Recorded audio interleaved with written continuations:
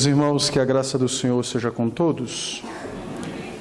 Vamos abrir as nossas Bíblias na carta de Paulo aos Efésios, capítulo de número 1, os versículos de 20 a 23.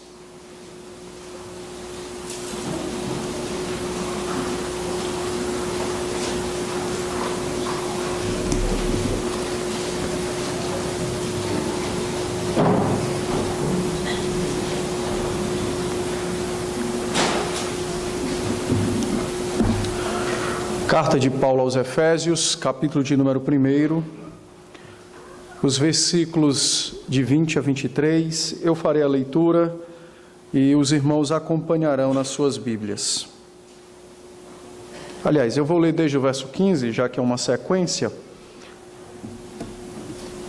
Efésios 1, de 15 a 23, diz assim a palavra do Senhor: Por isso também eu, tendo ouvido a fé que há entre vós no Senhor Jesus e o amor para com todos os santos, não cesso de dar graças por vós, fazendo menção de vós nas minhas orações, para que o Deus de nosso Senhor Jesus Cristo, o Pai da glória, vos conceda espírito de sabedoria e de revelação no pleno conhecimento dele, iluminados os olhos do vosso coração, para saberdes qual é a esperança do seu chamamento, qual a riqueza da glória da sua herança nos santos, e qual a suprema grandeza do seu poder para com os que cremos, segundo a eficácia da força do seu poder, o qual exerceu ele em Cristo, ressuscitando-o dentre os mortos e fazendo-o sentar à sua direita nos lugares celestiais,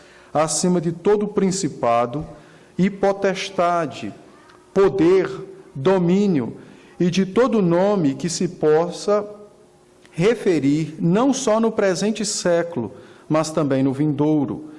E pôs todas as coisas debaixo dos pés e, para ser o cabeça sobre todas as coisas, o deu à igreja, a qual é o seu corpo, a plenitude daquele que a tudo enche em todas as coisas.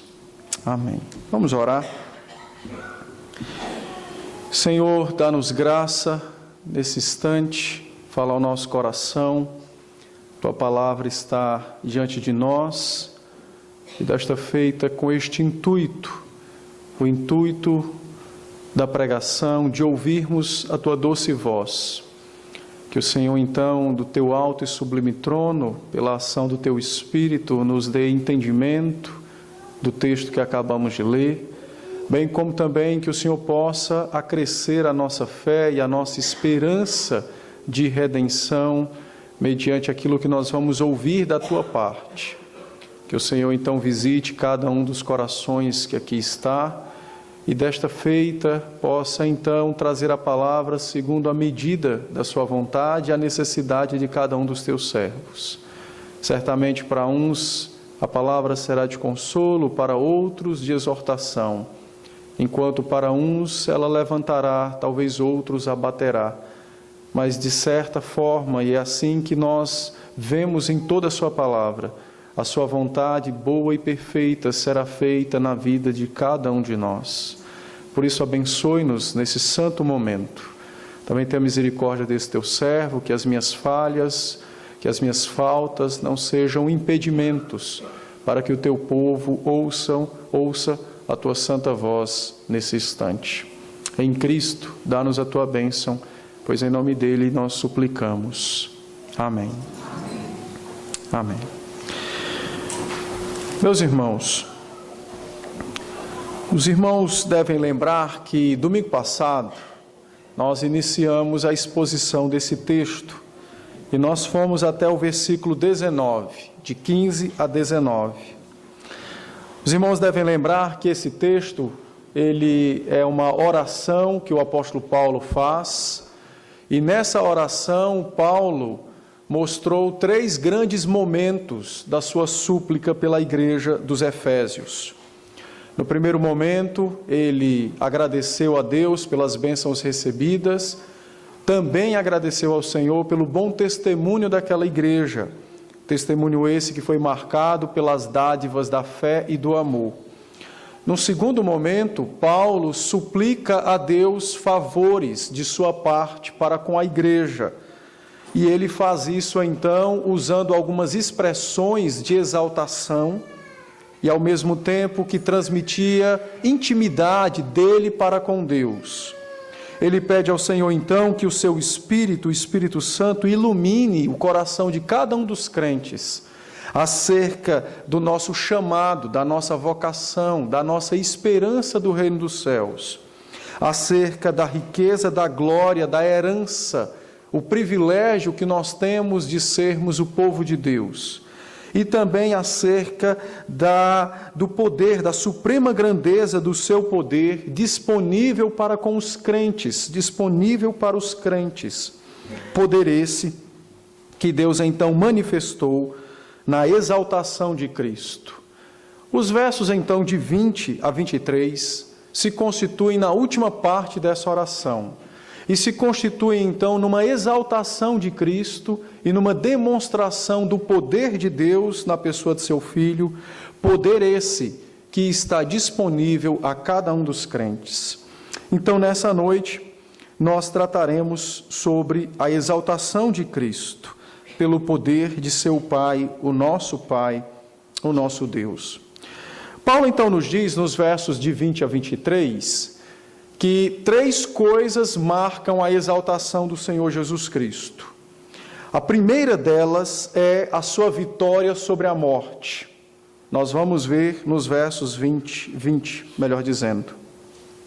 A segunda grande marca ou aspecto de sua exaltação é exatamente a sua vitória sobre os inimigos, verso 21. E a terceira grande característica de sua exaltação é a sua conquista de união eterna com a igreja, fazendo-se agora cabeça dela e Senhor do universo. Os versos 22 e 23. Vamos por parte então. No verso 20, o apóstolo Paulo então nos diz que a suprema grandeza do poder de Deus foi manifestado na pessoa de Cristo Jesus, o qual, verso 20, ele diz, exerceu ele em Cristo, ressuscitando-o dentre os mortos e fazendo-o assentar-se à sua direita nos lugares celestiais. Paulo nos diz que a maior evidência do poder de Deus não está na criação, mas a maior evidência do poder de Deus está exatamente na exaltação do seu Filho, o Senhor Jesus Cristo, e de modo específico na sua ressurreição. Isso se dá por conta da complexidade do ser de Cristo.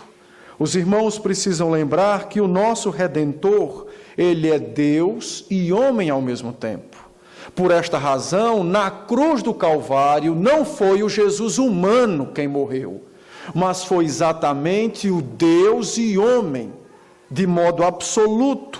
Se dissermos que foi apenas o Jesus humano que morreu na cruz, nós estamos partindo por uma grande heresia dos tempos 30 anos posteriores do apóstolo João, de Cerinto, ao qual ele então dizia que o Senhor Jesus Cristo foi visitado por Deus no ato de seu batismo e o deixado no ato de sua crucificação. Então Cerinto cria que o Logos divino, a pessoa do Filho de Deus, visitou Jesus humano no dia em que foi batizado e o largou para morrer sozinho naquela cruz no dia de sua condenação. Nós temos que entender então que a pessoa que sobe à cruz é Deus e homem ao mesmo tempo. É o Deus absoluto que criou todas as coisas, mas agora está em carne humana. E por esta razão, tanto a sua morte é complexa, quanto sua ressurreição é complexa. Por esta razão, Paulo então diz que a suprema grandeza do poder de Deus foi manifestada na exaltação de Jesus Cristo, de modo específico, na sua ressurreição, o seu levantamento de entre os mortos, a sua derrota, ele derrotando a morte, ao triunfar sobre ela e ao deixá-la, é o que diz o apóstolo Paulo. Paulo então diz que esse poder demonstrado na ressurreição do Senhor Jesus, poder esse grandioso, haja vista de que esta era a coisa mais sublime, mais complexa da existência de todas as coisas. Ele diz então que o propósito da manifestação desse poder é continuamente conceder aos crentes, ou tornar disponível aos crentes, a sua graça. Da mesma maneira que Deus manifestou todo o seu poder na ressurreição de seu Filho, sendo que esta ressurreição é complexa, não é apenas alguém que volta dos mortos, mas é o Deus homem que esteve morto e agora está ressurreto. Paulo diz que o propósito de toda essa complexidade é mostrar aos crentes a disposição de Deus de continuamente estender a eles o seu poder, de trazer a eles a sua graça. Em outras palavras, o que o apóstolo disse é que o ato de Deus em Jesus Cristo tem um efeito determinante na nossa vida. Qual? A nossa existência como crentes se dá exatamente pela ressurreição de Cristo, pois se Ele não tivesse ressuscitado, nenhum de nós existiríamos e nenhum de nós seríamos de fato crentes no Deus absoluto.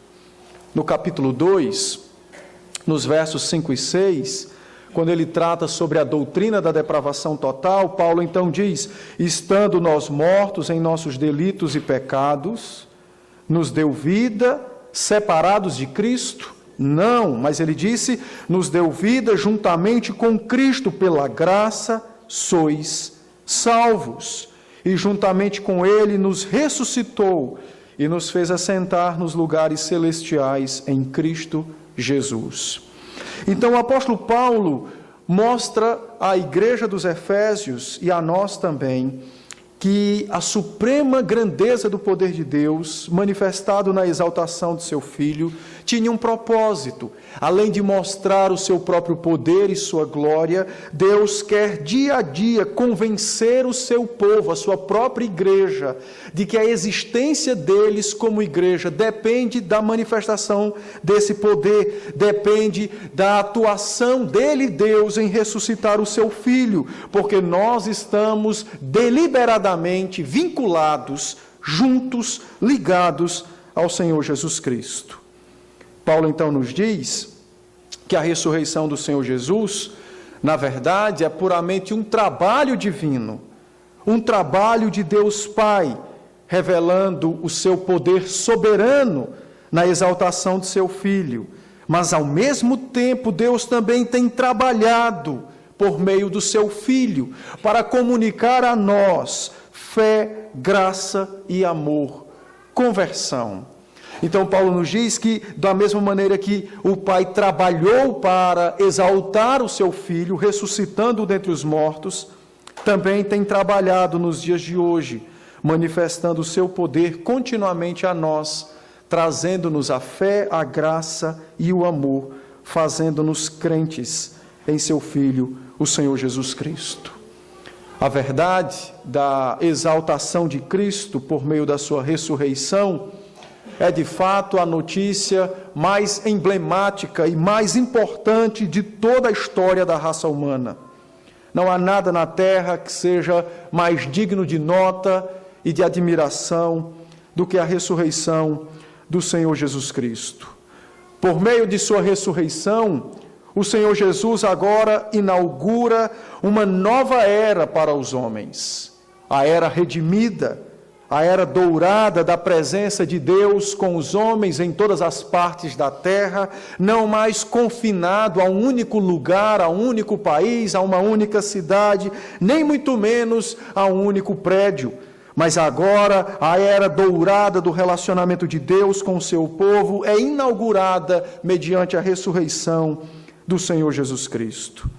Cristo, então, tem trabalhado todos os dias a fim de redimir a criação que se encontra amaldiçoada por causa do pecado e dá início, então, a essa redenção, quando o seu Pai gloriosamente o ressuscita dentre os mortos e, por meio de sua ressurreição, comunica aos crentes e a toda a criação que um dia eles também serão ressuscitados, à semelhança do próprio Senhor Jesus Cristo. Cristo, então, ao triunfar da morte, ao vencer o seu inimigo, ao ser ressurreto de entre os mortos, trouxe grande segurança a todos aqueles que morrem em Cristo, como disse o apóstolo Paulo na carta aos Romanos, capítulo 6, os versos de 1 a 5. Porque por meio de sua ressurreição, Cristo inaugurou a esperança da ressurreição final, a certeza de que nós ressuscitaremos à sua semelhança em poder e glória, poder de Deus e glória de Deus. O poder de Deus, então, é visto na exaltação bendita do seu Filho, diz o apóstolo Paulo, não apenas ressuscitando dentre os mortos, como também fazendo assentar à sua destra nos lugares celestiais. Paulo, então, nos diz que a consequência imediata da ressurreição do Senhor Jesus é o seu recebimento no trono de Deus, é a sua entronização, é a coroação do Deus absoluto na pessoa de seu Filho, o Senhor Jesus Cristo.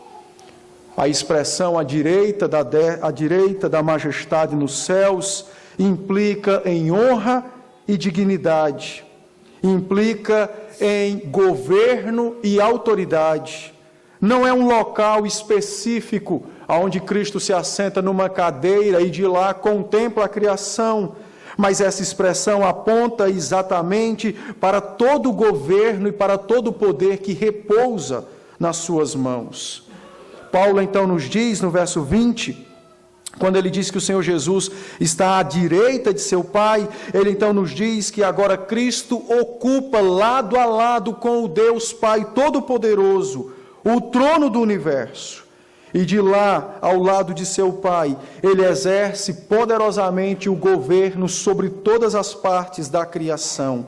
Não há nada em lugar algum do universo que esteja fora de seus domínios e fora de seu governo e poder. Ele então assenta-se à destra de seu Pai nas alturas. Isto implica que agora o Deus homem, lado a lado com o Deus absoluto, reina sobre todas as coisas. E mais, a natureza humana é exaltada agora na pessoa de Jesus Cristo.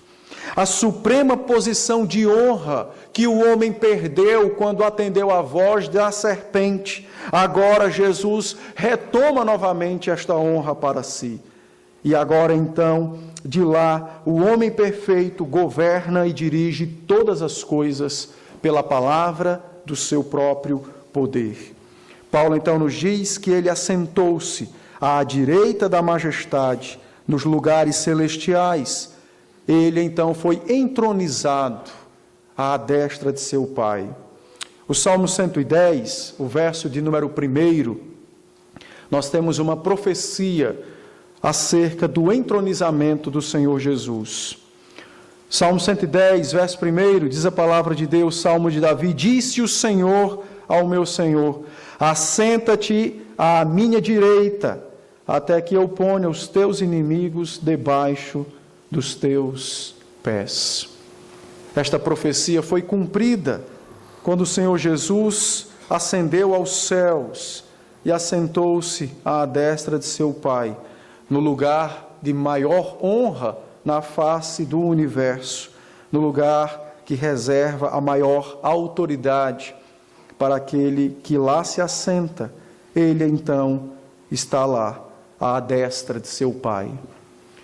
Paulo também nos diz que a segunda característica da exaltação do Senhor Jesus Cristo está no verso 21, quando ele diz que agora, assentado à destra de seu Pai, ele está acima de todo principado e potestade e poder e domínio, e acima de qualquer nome que se possa referir, não apenas naqueles dias, mas também nos dias vindouro. Paulo então fala que a exaltação do Senhor Jesus também se manifesta sobre ou mediante a sua vitória sobre os seus inimigos.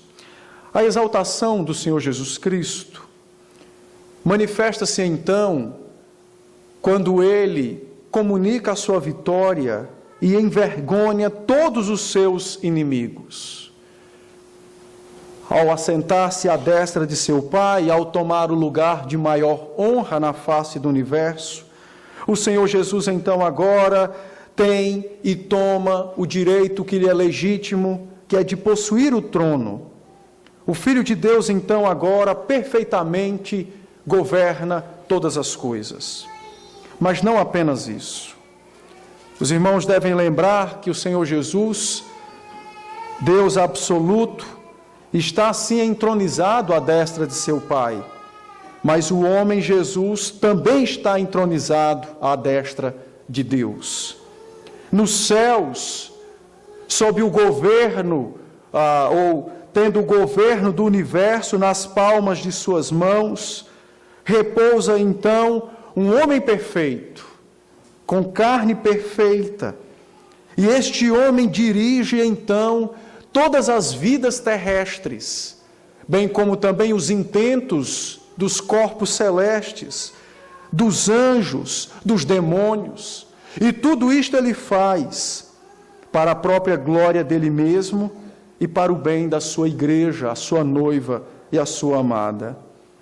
Paulo nos diz que quando o Senhor Jesus subiu aos céus, o próprio céu se abalou, e os próprios anjos, ao verem o Cordeiro de Deus sentado no trono de Deus, eles pronunciaram louvores incríveis na manifestação de sua alegria. Os anjos celebraram diante de Cristo, porque os inimigos de Deus foram derrotados. Os inimigos agora estão caídos aos pés de Cristo. A vitória de Cristo foi estampada na cara dos nossos inimigos e dos inimigos de Deus. O Cordeiro verdadeiramente é vitorioso, e a vitória ascendeu aos céus na pessoa do Senhor Jesus Cristo, homem perfeito, Deus absoluto. Se os irmãos olharem comigo a carta de Paulo aos Colossenses, capítulo 2, verso de número 15, Paulo então nos diz que o Senhor Jesus, despojando os principados e as potestades, tirando deles, tomando deles, disse mais, publicamente os expôs ao desprezo, quando triunfou deles na cruz, quando ressuscitou e ascendeu aos céus.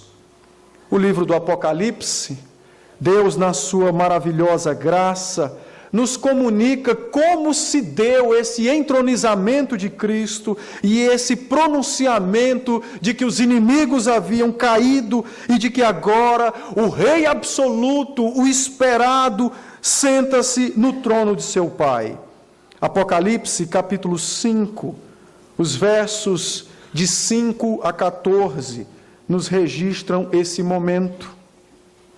Diz então o texto: todavia um dos anciãos me disse, não chores, eis que o leão da tribo de Davi, o leão da tribo de Judá, a raiz de Davi, venceu para abrir o livro e os seus 7 selos. Então vi no meio do trono um dos 4 seres viventes, e entre os anciãos de pé um cordeiro, como tendo sido morto, como tendo sido morto, porque foi ressuscitado, mas as marcas de sua morte permanecem ali, em sinal de sua vitória, de sua conquista. Ele é glorioso, ele tem 7 chifres, bem como também 7 olhos, que são os Espíritos, ou 7 Espíritos de Deus, é a plenitude do Espírito de Deus, repousa no Senhor Jesus Cristo. Veio então o Senhor Jesus Cristo e tomou o livro da mão daquele que estava assentado no trono, seu próprio Pai. E quando tomou o livro, os 4 seres viventes e os 24 anciãos prostraram-se diante do Cordeiro, tendo cada um deles uma harpa e uma taça de ouro cheia de incenso, que são as orações dos santos. E imediatamente cantaram um novo cântico e disseram: digno és de tomar o livro e de abrir-lhe os selos, porque foste morto e com o teu sangue compraste para Deus os que procedem de toda tribo, língua, povo e nação, e para o nosso Deus os constituíste reino e sacerdote, e reinarão sobre a terra. Este momento é o momento da entronização, quando Jesus ascende aos céus e o Pai então comunica aos seus anjos que agora o legítimo rei toma assento no trono do universo. Os anciãos, aqueles 4 seres viventes, prostram-se e reconhecem a majestade do Senhor Jesus. As suas mãos marcadas pelos cravos é o sinal de sua vitória e, ao mesmo tempo, é o envergonhamento dos seus inimigos. E todos eles, agora envergonhados, quedam suas cabeças ante a autoridade e o poder do Senhor Jesus. Mas quando Paulo diz que ele está acima de todo principado, Paulo também quer nos ensinar uma outra grande verdade. Apocalipse capítulo 12 nos ensina sobre isso. O texto de Apocalipse capítulo 12 fala então da coroação do Senhor Jesus, e quando ele então chega nos céus, os versos 10 e 12 diz: então ouvi grande voz do céu, proclamando: agora veio a salvação, o poder, o reino do nosso Deus e a autoridade do seu Cristo, pois foi expulso o acusador de nossos irmãos, o mesmo que os acusava de dia e de noite diante do nosso Deus. Eles, pois, o venceram por causa do sangue do Cordeiro e por causa da palavra do testemunho que deram, e mesmo em face da morte, não amaram a própria vida. Por isso, festejai, ó céus, e vós, os que nele habitais. Ai da terra e do mar, pois o diabo desceu até vós, cheio de grande cólera, sabendo que pouco tempo lhe resta. O capítulo 12 do livro do Apocalipse nos registra, então, que a entronização do Senhor Jesus se deu em meio a louvores, mas ao mesmo tempo se deu em meio ao exercício de seu poder. Ao que tudo indica, a palavra de Deus nos prescreve que Satanás, antes da exaltação do Senhor Jesus, tinha acesso aos céus e acusava os santos diante do trono.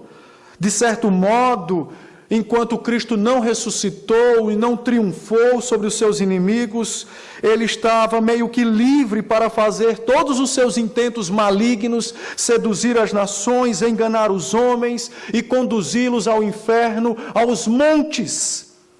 Mas agora a palavra nos diz que Cristo triunfou poderosamente sobre os seus inimigos.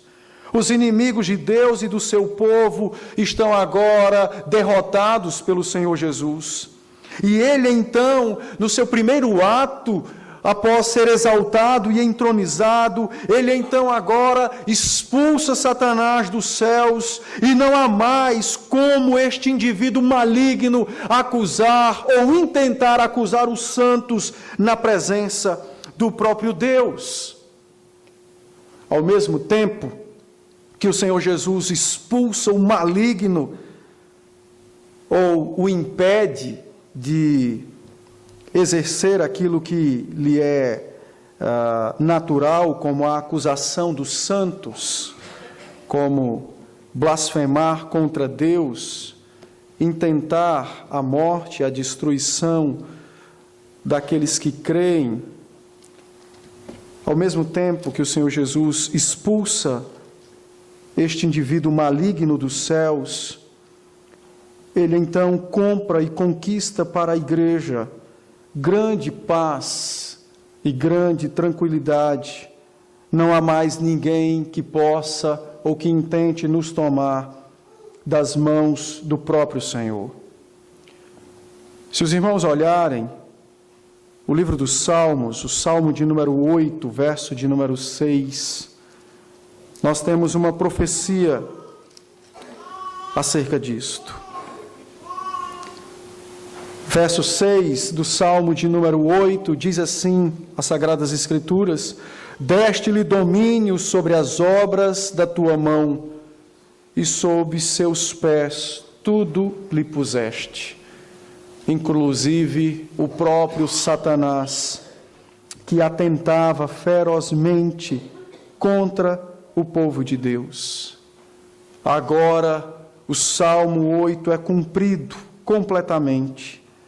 E o Senhor Jesus, exaltado e entronizado, coloca debaixo dos seus pés os inimigos de seu Pai e os nossos inimigos também. Agora, os inimigos encontram-se debaixo do governo e da autoridade de Cristo. Eles estão em submissão ao glorioso Rei do Universo, que, assentado no seu trono, manifesta a sua exaltação no governo de todas as coisas, e especificamente no bem e na salvação dos seus santos. Abra comigo a sua Bíblia, no livro de Lucas, capítulo de número 11, e veja que verdade magnífica é dita acerca do nosso Cristo, em nosso favor, mesmo que para a sua própria exaltação, mas em nosso favor. Lucas capítulo 11, os versos 20 a 22, diz assim a palavra do Senhor: se porém eu expulso os demônios pelo dedo de Deus, certamente é chegado o reino de Deus sobre vós. Quando o valente, bem armado, guarda a sua própria casa, ficam em segurança todos os seus bens. Sobrevindo, porém, um mais valente do que ele, vence-o, tira-lhe a armadura em que confiava e lhe divide os despojos. Jesus é o nosso valente.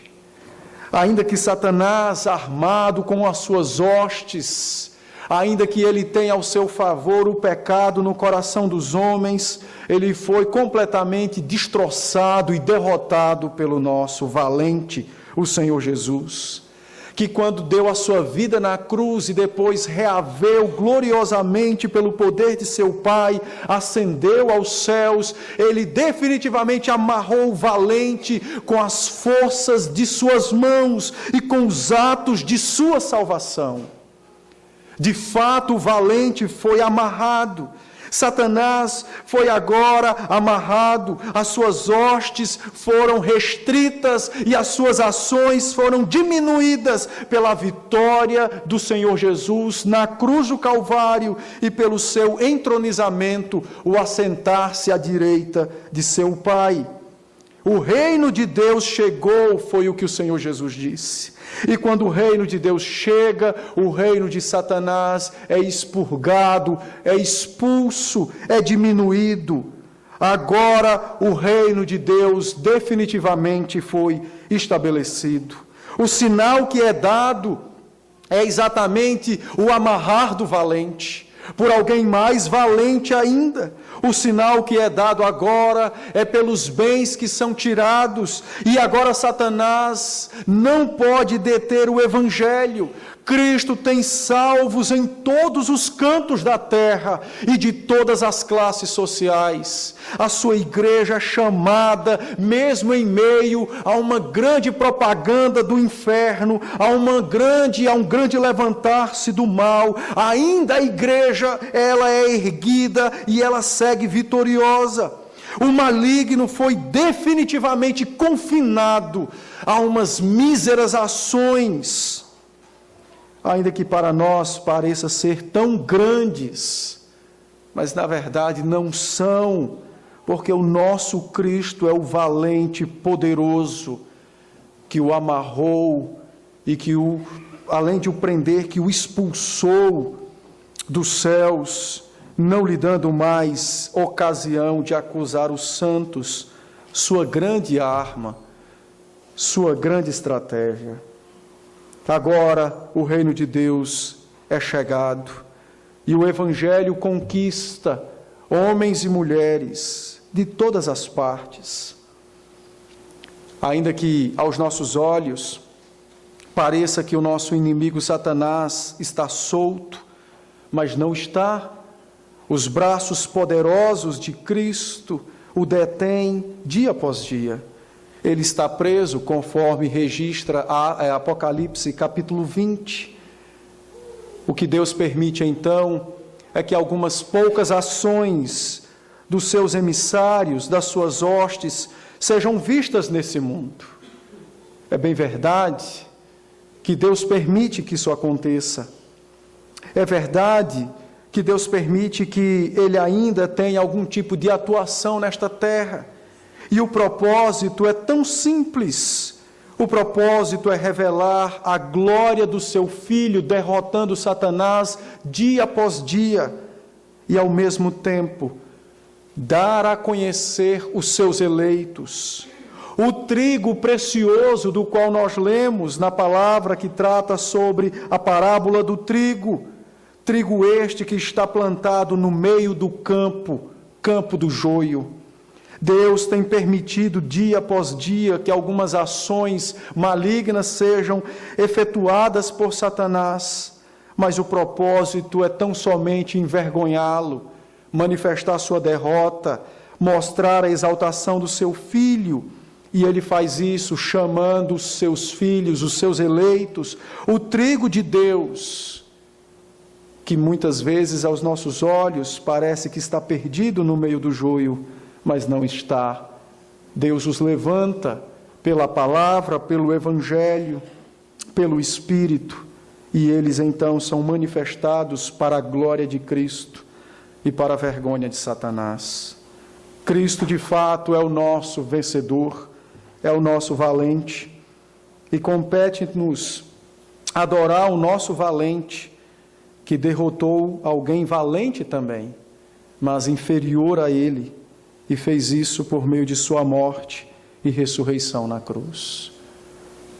Em terceiro lugar, o texto nos fala sobre que o propósito de toda esta manifestação da exaltação e do poder de Deus era a conquista de uma eterna união entre Cristo e a igreja, na qual o Senhor Jesus se faz seu cabeça e a igreja é o seu corpo.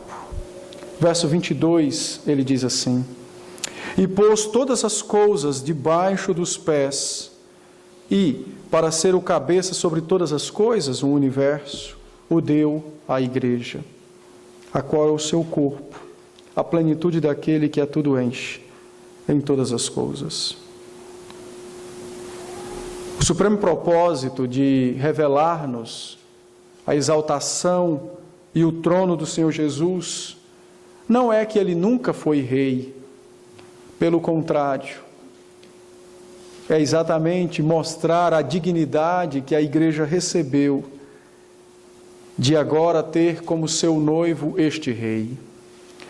O propósito da exaltação do Senhor Jesus não foi simplesmente comunicar aos inimigos que eles são derrotados, eles já sabiam disso, mas foi de anunciar a estes inimigos que nada podem fazer contra uma mulher ou uma pessoa, metaforicamente falando, na face da terra, a igreja, a noiva do Cordeiro.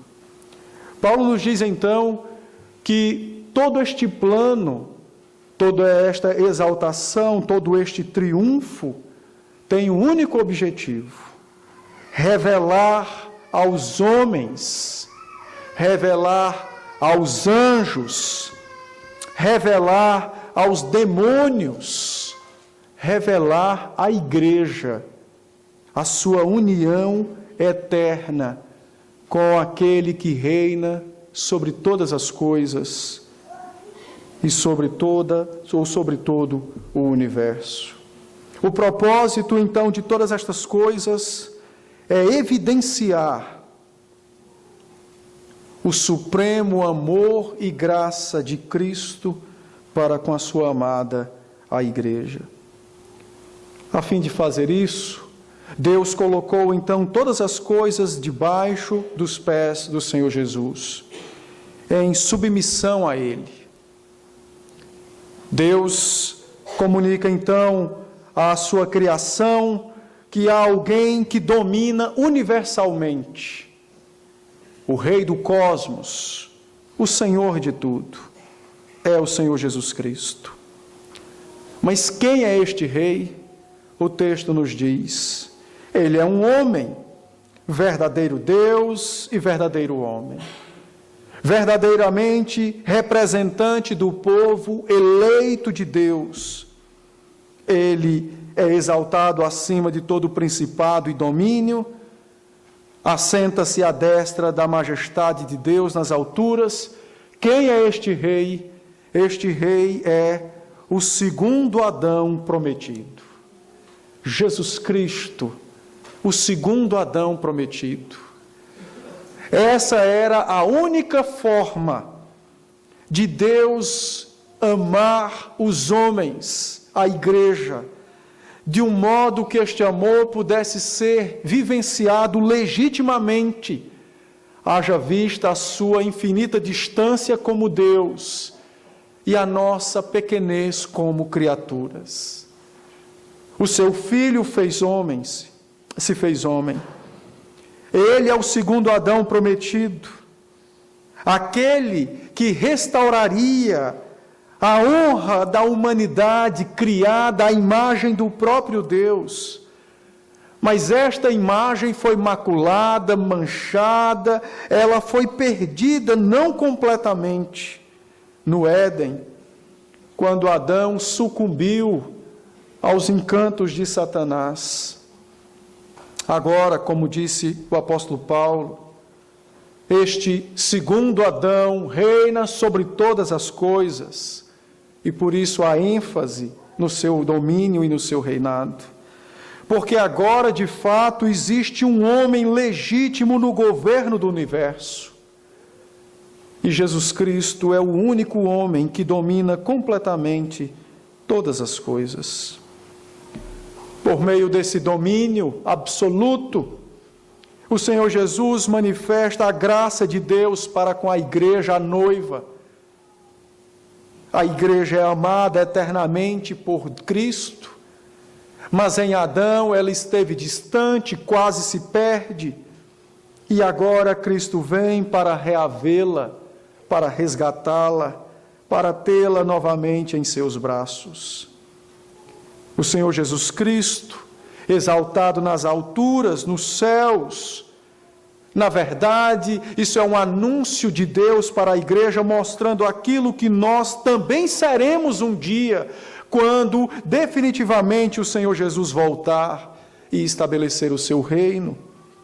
O apóstolo João, escrevendo na sua primeira carta, no capítulo 3, verso de número 2, ele diz assim a nós, 1 João, capítulo 3, verso 2, ele diz: Amados, agora somos filhos de Deus, e ainda não se manifestou o que haveremos de ser, não se manifestou o que haveremos de ser, sabemos que quando Ele se manifestar, nós seremos semelhantes a Ele, porque haveremos de vê-lo como Ele é.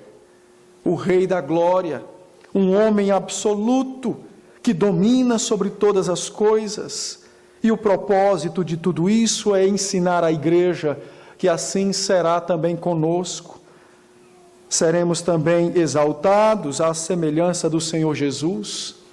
Não seremos deuses, mas como sua noiva em um casamento eterno e indissolúvel, teremos parte no seu reino e na sua glória, como algo que é comum ao casamento na terra.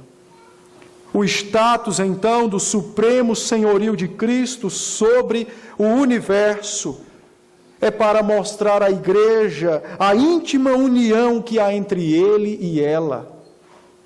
Igreja gloriosa, santa, igreja bendita.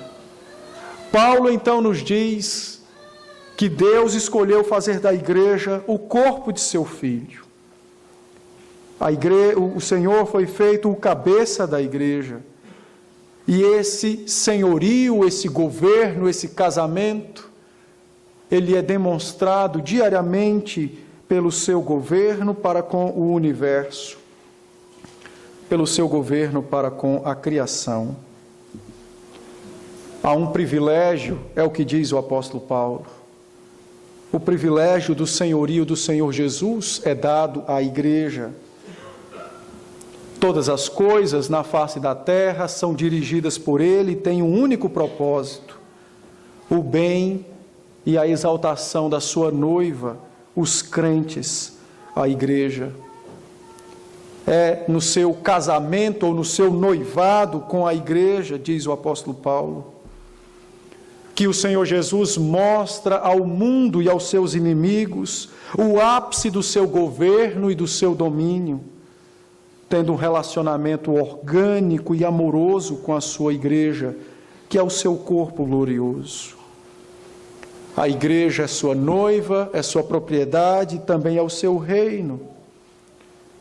Tudo ele faz para a sua própria glória, e isto redunda em glória para a própria igreja. Ao mesmo tempo, por amar a igreja, o Senhor Jesus também conduz coisas que aos nossos olhos parecem ser ruins, mas no final o propósito é a nossa exaltação. Desta forma, ele mostra definitivamente todo o esplendor do seu governo e da sua autoridade, no seu relacionamento com a sua noiva, a igreja. Paulo diz que neste relacionamento Cristo é Senhor, e a igreja é a delícia dele. No verso 23, quando ele diz: a qual é seu corpo, a plenitude daquele que a tudo enche em todas as coisas. A igreja tem um grande privilégio neste relacionamento. Recebe grande importância e significância da parte de Deus. Aprove a Deus, o Senhor da glória, o Deus que existe por si mesmo, que não necessita de nada nem de ninguém, mas aprove a Deus na pessoa do Senhor Jesus, quando o fez ser homem, sentir falta de uma única coisa. E esta única coisa, diz o texto, ela é preenchida pela igreja no seu relacionamento com Ele. É a sua noiva. Como um noivo não pode existir sem uma noiva, o soberano do universo não pode ser soberano sem o seu povo. E é neste quesito que a igreja é a plenitude de Jesus Cristo, fazendo-se ela então a sua propriedade, o seu território. Cristo na sua igreja e por meio dela mostra ao mundo a glória de suas mãos, o resplendor de suas obras e o seu grande amor para com os homens pecadores. De fato, a igreja é a delícia de Cristo. E aprouve a Ele que assim fosse, sendo Ele o Deus absoluto, mas homem perfeito. Aprouve a Ele ser preenchido por cada um de nós no nosso culto, na nossa devoção. Aprouve a Ele ser honrado não por arcanjos ou querubins, anjos guerreiros com poderes em suas armas para destruir centenas, mas aprouve a Ele ser adorado e glorificado por pessoas como nós, fracos e pecadores, que nem podem cuidar de suas próprias vidas, mas que dependem dEle em todas as coisas, desde o nascer até o próprio morrer. Ele quis que assim fosse e estabeleceu que nós seríamos a sua alegria, a sua delícia e o seu prazer. Cristo encontra verdadeiro gozo na sua noiva, que somos nós, o seu povo. Paulo finaliza e então diz: a igreja é a noiva, é a alegria, é a plenitude de Cristo. Mas ele tem deficiência em alguma coisa? Não, porque ele é quem enche todas as coisas. Mais uma vez, a fim de não restar dúvidas, ele fala sobre a sua glória e o seu poder. A igreja é exaltada juntamente com o Senhor Jesus. A igreja é dignificada, honrada, juntamente com o Senhor Jesus. A igreja, seu corpo, sua delícia, sua plenitude. Eu vou encerrar aqui e depois próximo domingo eu farei algumas aplicações mais diretas daquilo que nós vimos. Haja vista que o apóstolo Paulo, quando toma a palavra plenitude, que é a palavra pleroma no grego, ele faz uso dela num sentido teológico, ao contrário dos outros escritores do Novo Testamento, que não a usam desta maneira. Então eu preciso considerar algumas questões com os irmãos, de modo prático, sobre a nossa plenitude em Cristo, ou a plenitude de Cristo em nós, e as demais lições do texto. Que Deus nos dê graça e nos ajude a amar e a adorar o Senhor da glória, nosso noivo perfeito. Amém? Nós vamos...